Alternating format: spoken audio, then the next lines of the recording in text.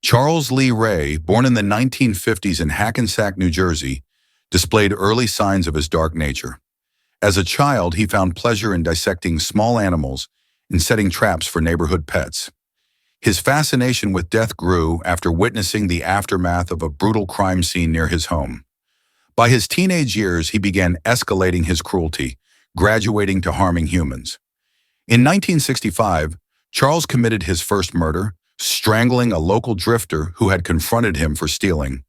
This act earned him the moniker, the Lakeshore Strangler. Over the next decade, his reign of terror spread across the country, with law enforcement unable to pin down the elusive killer. But even monsters are mortal. While evading police, Charles stumbled upon a voodoo practitioner named John Bishop, known in occult circles as Dr. Death. Intrigued by the idea of power beyond mortality, Charles sought John's mentorship.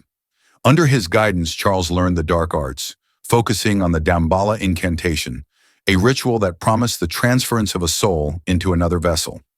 In 1988, after a failed robbery, Charles was cornered by police in a Chicago toy store.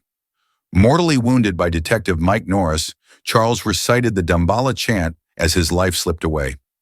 Lightning struck the store, igniting a blaze, and his soul found refuge in the body of a good guy doll, a popular children's toy. Thus, Chucky was born. The doll, now imbued with Charles's malevolent soul, was sold to a single mother, Karen Barkley, as a birthday gift for her son Andy. Chucky wasted no time in revealing his sentience, terrorizing the family. Obsessed with escaping the doll's body, he sought to transfer his soul into Andy, believing the boy's innocence would grant him a new lease on life. Though Chucky's plans were foiled, his death was never permanent. Each time he was destroyed, be it by fire, gunshots, or dismemberment, his soul lingered, tied to the chant of Damballa. As Andy grew older, Chucky's obsession with him only deepened. In 1991, he tracked Andy to a military academy, causing chaos and bloodshed among the cadets. Once again, Chucky was destroyed, but his vengeful spirit persisted. In 1998, the doll was reconstructed by PlayPals, the company that manufactured good guy dolls. The resurrected Chucky reconnected with his former lover, Tiffany Valentine, a deranged woman who shared his penchant for murder.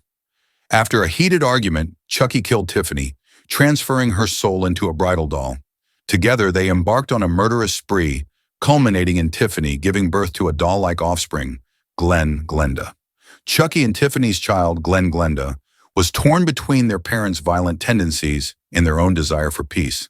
Despite Glenn's efforts to curb the killing, Chucky's bloodlust remained insatiable. The family dynamic unraveled, leading to a climactic confrontation where Glenn ultimately killed his father, Chucky. But as always, death was not the end. Years later, Chucky's soul resurfaced in another good guy doll, mailed to the secluded home of Nika Pierce, a paraplegic woman. Nika's family was systematically murdered by Chucky, who revealed a dark secret. He had killed Nika's father years earlier, causing the accident that left her paralyzed. Nika was framed for the murders and institutionalized, while Chucky continued his reign of terror. While in the psychiatric hospital, Nika discovered Chucky's horrifying evolution. Using the Damballa chant, Chucky had learned to split his soul, inhabiting multiple good guy dolls simultaneously. This cult of Chucky unleashed carnage in the hospital, leaving a trail of bodies in its wake.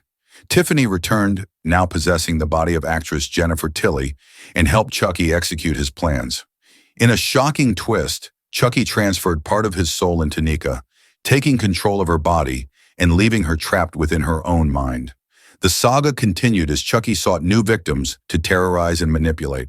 From small towns to sprawling cities, he left a legacy of fear and death, using modern technology to spread his influence. Yet Chucky's ultimate goal remained the same: power, revenge, and immortality. No matter how many times Chucky is destroyed, his soul persists, fueled by the dark power of Damballa and his insatiable hatred for humanity. As long as there are unsuspecting victims and remnants of his spirit, Chucky's reign of terror will never truly end. And so the story of Chucky, the doll that will not die, continues to haunt our nightmares, a chilling reminder that evil can never be contained.